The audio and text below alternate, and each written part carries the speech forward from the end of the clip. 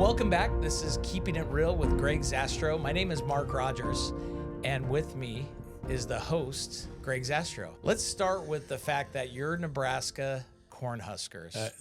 Yes. Ranked this year, and how many years has it been? Oh, it's been a while. I want to say probably 8-9 years. I mean, they got massive amounts of potential. There is a lot of excitement happening in Lincoln. Well, keep in mind, let's just back that up for a minute. So I was again, young, but the heyday of the 70s, right?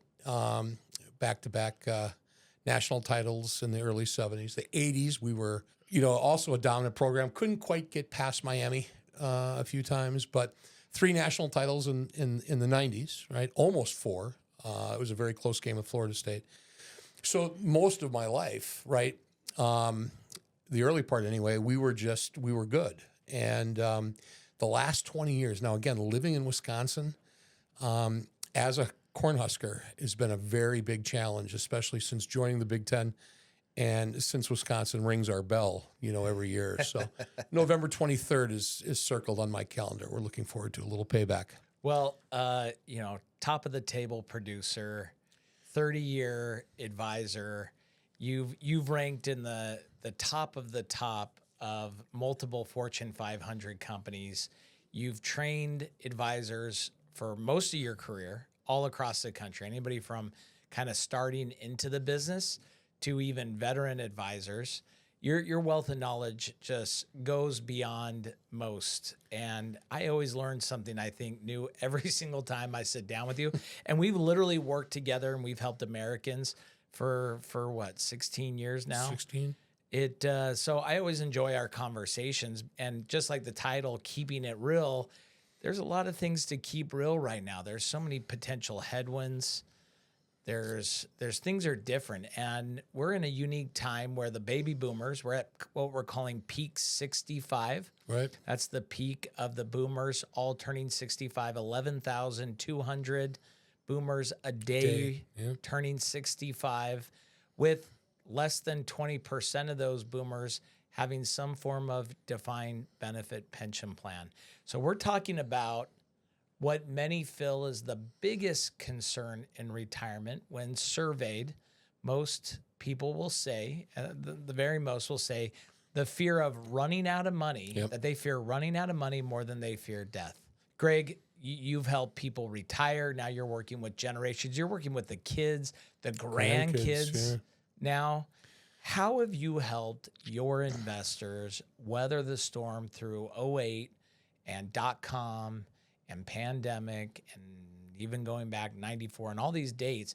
What's been that one consistent message that you feel like you've helped investors secure their retirement? First of all, thank you for all of that. I think, what we've been able to do fairly well is have the conversation, right? The conversations that I think, make, people successful. Because our success is determined by our client's success, right? No doubt. It's nothing that the industry tells us, hey, you did this, you did that. Our success, pure and simple, is derived at the kitchen table. And, whether or not we gave the right advice and whether or not we brought a solution to the table. The conversation, I will say this over and over and over, it's the conversation that matters most. It's the conversations that are not very comfortable, right? Managed money, for example, is easy to talk about. Right? We could talk about multi-layered approaches to building your wealth, right? We can talk about, that's sexy stuff, right? We could talk about some big name money managers. We can trot out, charts that show returns that have been, beating the S&P consistently year in and year out. That's the simple thing. But I think it's the conversation, Mark, the what if conversation that talks about first, with our customers, our clients, our relationships, the conversation that we have with them, that's challenging. But then the conversation that they need to have together, that's even more challenging because no one wants to talk about that stuff. Yeah, it's interesting. I remember of a story you told me that you had a couple come in. They actually drove separately to the meeting. You had one on one side, one on the other. Yeah. And by the end of the conversation, they started moving closer and closer as you brought the story to actually help people. A lot of that is that just having those hard conversations and helping people see through the challenges and really give them that path to run on, right? Well, we've talked about this, you and I, a lot. I mentioned it in the book. There's nothing sexy about, hey, sweetheart, I grabbed a nice bottle of wine. Let's go to the park, relax, and talk about getting sick or dying, right? I mean, I don't think I've ever had that one with my wife. Yeah, no one does. Yeah. No one does. But it is so vital to have that conversation, the hard conversation. I really believe, Mark, that that's the differentiator between successful, plans in retirement and the ones that aren't successful. Sure. Because the successful, to have a successful plan means that you're happy, right? I mean, life's going to throw things at you, right? People die, people get sick. We have challenges with our children or grandchildren or whatever. That's never going to change. But, if we're prepared for those things, right? And in general, we're happy. That to me is the difference. And that can be as easily achieved by having some conversations that aren't that great. It's interesting as you're sitting here talking. I was watching Bloomberg the other day, and they were talking about, is the 60-40 portfolio dead? And they were showing a chart going back to 1976 to 2023, 1976 to 2023. The 60-40 portfolio averaged about a 10.5% return. So 60-40 worked great. Right. You had that equity portion and 60% of your money. Then you used your safe part into that fixed income, into that bond portfolio. Now they're saying, and this is coming from Goldman Sachs, this is coming from JP Morgan Chase. I mean, you're talking about some of the biggest talking heads that were talking about this. They're saying over the next 10 years that 60-40 portfolio may look around more like 5%, 5.7%. Right. So if you're an investor that was banking on rate of return and you've been experiencing that 10.5%, now coming down to a 5.7% over the next 5 years, whether you're starting retirement, middle of your retirement, at the end, that can really impact somebody, especially with cost of goods, groceries, medications, all those things that seem more expensive than they ever have been. Kind of talk to us about how are you helping people take them through that and make them feel confident that they can retire? Well, and again, I think, it goes back to a conversation. We're dealing with things, you've been in this business a long time as well. We're having conversations we haven't had in a long, long time, right? I can't remember the last time we did a workshop on inflation, right? But we could do those every day, right? For lunch and for dinner, and breakfast, because it's a topic, right? And people have felt that the last, few years, right? Going to the grocery store. I mean, I'm a widower. I'm a single guy, right? I can't get out of the grocery store for less than $150. And, that's just basic stuff for one person. So inflation is a challenge, right? And it's a concern. I think, there's not a lot we can do about outside influences, right? Obviously, we talked about this morning. There's a lot of turmoil, right? Again, in the Middle East, a lot of uncertainty, right? Uncertainty with inflation, uncertainty with fuel prices, right?